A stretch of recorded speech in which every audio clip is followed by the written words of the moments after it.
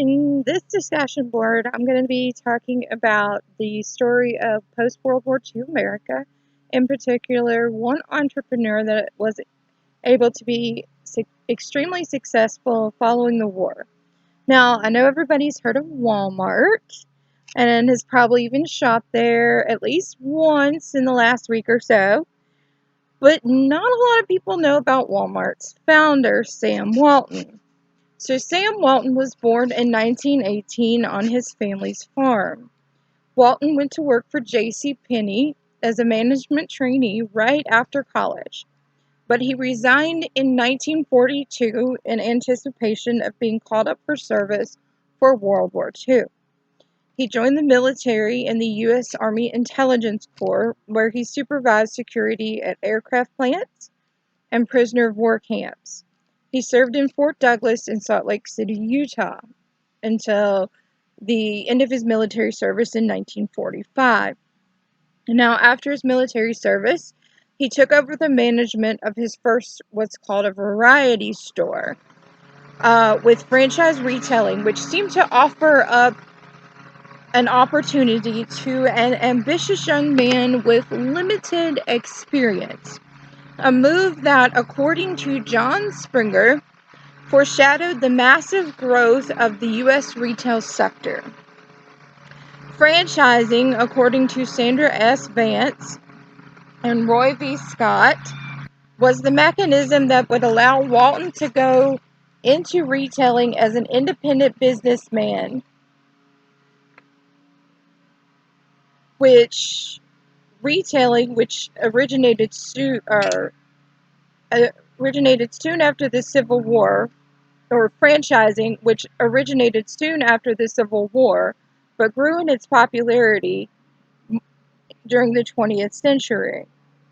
The Ben Franklin stores of the post-World War II years were your typical variety outlet, which Walton, at the age of 26, with a loan from his father and money that he had saved during his war years, was able to buy. He bought an existing Ben Franklin store in Newport, Arkansas. Sam Walton knew that by keeping costs low and prices lower, he would have a successful retailing model. Based on the article Sam Walton and Walmart Stores, Inc., A Study in Modern Southern Entrepreneurship, the store's sales volume soared from $80,000 to $225,000 in 3 years. This was a demonstration that Walton could be a successful small-town merchant, but it was also a display of some of the personal characteristics that would be evident later in his career.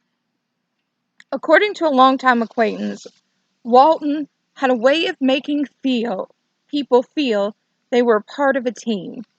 He was not such an articulate speaker, but he made sense when he did talk, and people responded to him. After the lease expired on his current store, Walton had to find another space, so he chose to relocate his store to Bentonville, Arkansas. In May of 1950, he opened Walton's 5 and 10 cent store. He modernized the Bentonville store and staged a grand opening in March of 1951. The next year, he established a variety store in nearby Fayetteville.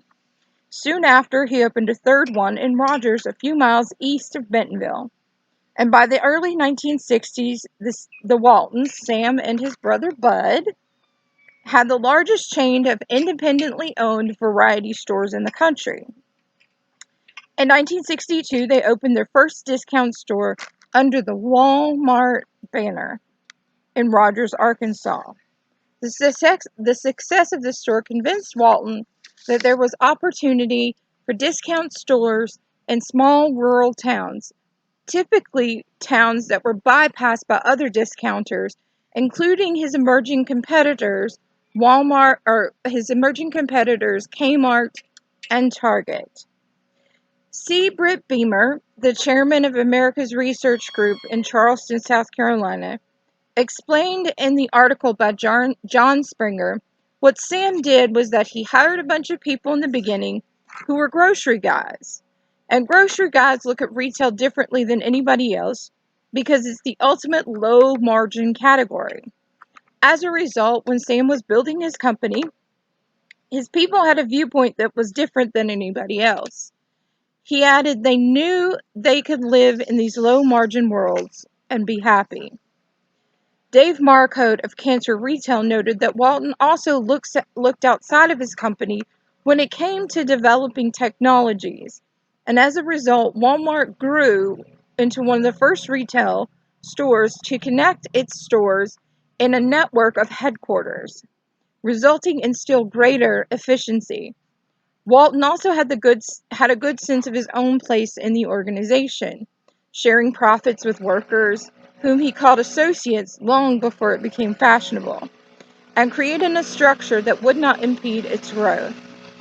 According to the article Sam Walton by John Springer, Walton's achievements include pioneering an everyday low price strategy, then spreading it worldwide, and developing a focus on thrift and efficiency that businesses in all industries admired and would try to emulate. A thirst for innovation and a willingness to gamble on new ideas helped the Bentonville, Arkansas-based Walmart stores grow in size and develop new concepts, turning into the largest discount-based merchant in the U.S. Walton was also a sharp businessman who valued employees and operated his company for their benefit as much as his own. In 1985, Forbes named Walton the richest man in the world. But despite all of that, he was still a very much down-to-earth man who, according to his own autobiography, drove an old pickup truck with cages in the back for my bird dogs, or wore a baseball Walmart ball cap, and got my hair cut at the barber shop just off the town square. He was actually annoyed with all of the attention it brought his family. He said all they wanted to do was talk about my family's personal finances. They weren't even interested in Walmart, which was probably one of the best business stories going on anywhere in the world at the time. But it never occurred to them to ask about the company. He said that when the media did write about the company, they either got it wrong or just made fun of us. Sam Walton, who died of cancer in 1992 at the age of 74, not 4, did not live long enough to see his company become the largest U.S. seller of groceries or the largest retailer on a global scale.